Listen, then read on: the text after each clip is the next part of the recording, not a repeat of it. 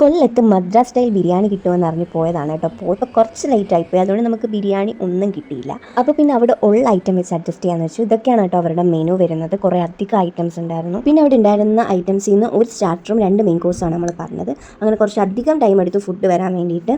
അങ്ങനെ ഇതാണ് നമ്മൾ പറഞ്ഞ സ്റ്റാർട്ടർ. ഇത് വന്നിട്ട് ക്രാബ് ലോലിപോപ്പാണ് കേട്ടോ. നല്ല അടിപൊളി ഐറ്റമാണ്. പുറമേ നല്ല ക്രിസ്പിയും അകത്ത് നല്ല ജ്യൂസിയാണ്. ഞണ്ട് ഇഷ്ടപ്പെടുന്നവർക്ക് എന്തായാലും ഇത് ഇഷ്ടപ്പെടും. മസ്റ്റ് ട്രൈ ഐറ്റം തന്നെയാണ് കേട്ടോ. അതിന് തൊട്ട് പുറമായിട്ട് നമ്മുടെ മെയിൻ കോഴ്സിൽ ആദ്യത്തെ ഐറ്റം വന്നു. ഇത് അവരുടെ സ്പെഷ്യൽ ഇഫ ചിക്കൻ ആണ്. പിന്നെ അത് കഴിഞ്ഞിട്ട് അടുത്ത ഐറ്റമാണ് അവരുടെ ഫയർ ചീസ് ചിക്കനും. കുഴപ്പമില്ലായിരുന്നു, നോർമലായിട്ടാണ് നമുക്ക് തോന്നിയത്. വലിയ ഹൈപ്പൊന്നും നമുക്ക് അധികം തോന്നിയിട്ടൊന്നുമില്ല.